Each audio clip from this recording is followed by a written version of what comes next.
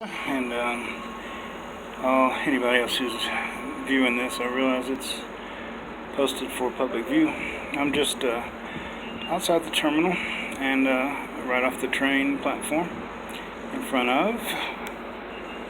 Let's see if you can see that. I hope you can see that. Roasting House Coffee. Enjoying a cup of coffee and a cigarette and a couple of tubes of that sour diesel concentrate, which I gotta watch out for. I'm feeling very relaxed right now, but I feel very good.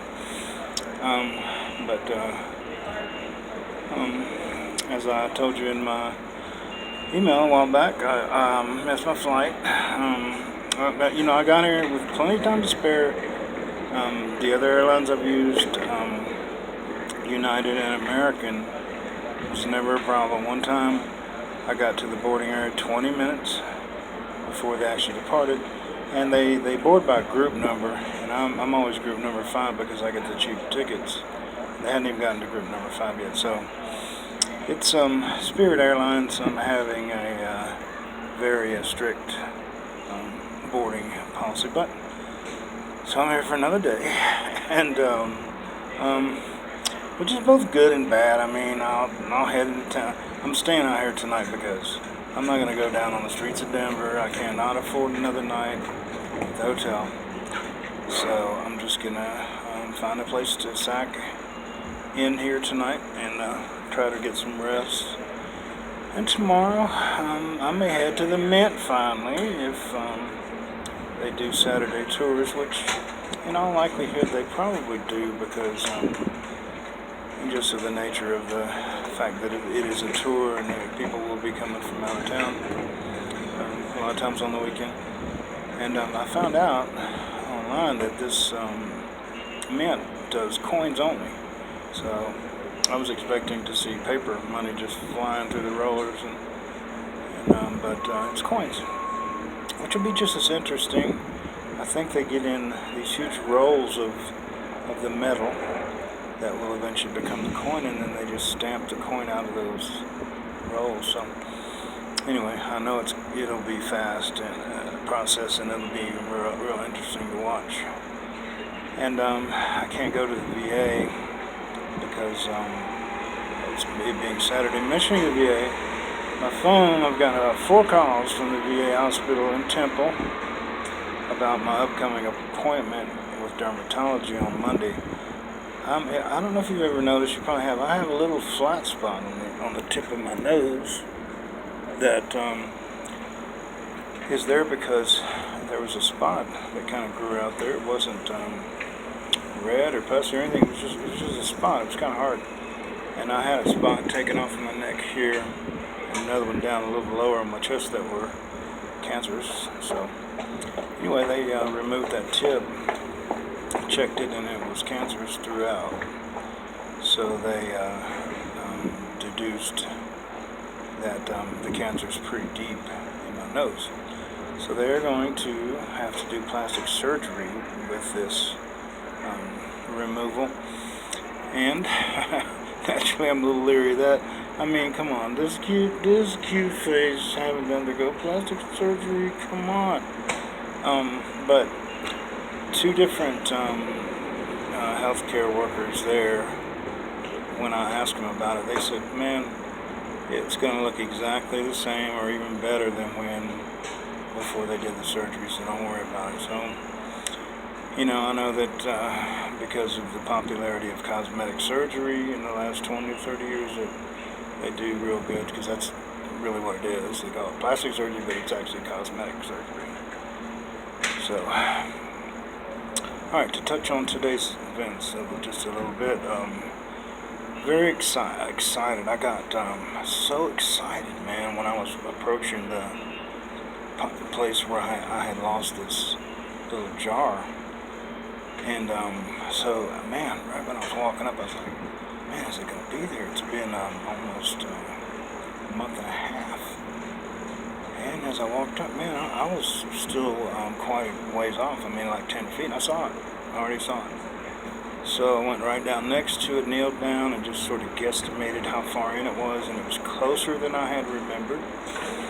So I went right up to Walmart, which is right in front, and they didn't have the tool, the extension, the grabbing tool. And the guy told me to go to Harbor Freight. I said, okay, so I'm walking out and Google, directions to nearest Harbor Freight. And 3 buses, and about an hour later, I'm at Harbor Freight. I think I sent you some pictures of that. They had the right tool, and I got back, and I was thinking that I would like to film this, but then, in hindsight, after having done it, I needed 2 hands real bad to get it done. It would have been impossible to film.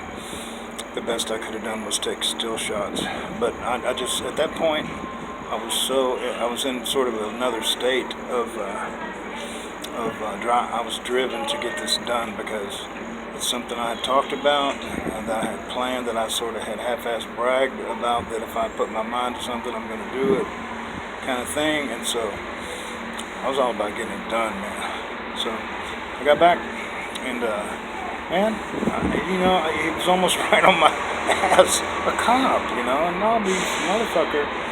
He says, look, you can't be down here. And I said, hey, man, come here. Please come here a second. Just look. Let me show you what I'm doing. Brought him right over. He was only a few feet away. I said, look, there's a container of marijuana concentrate that I just bought at a dispensary when I was here in March.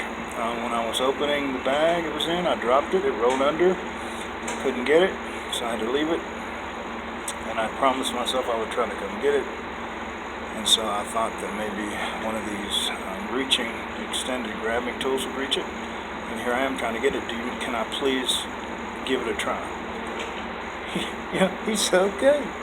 So I got down. It was real tight, but I threaded the grabbing tool through the lowest opening in the fence, straight toward the jar, and it got there with just almost no more length to spare.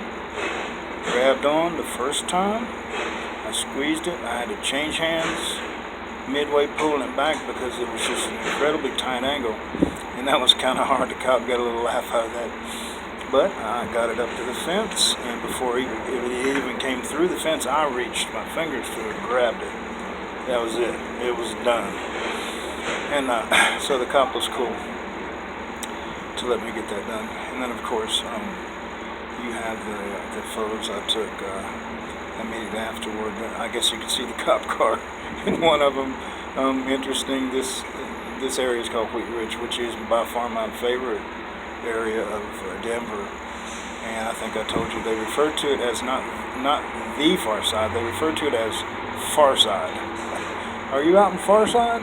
But it's a nice area. Here I go with the racist sounding shit.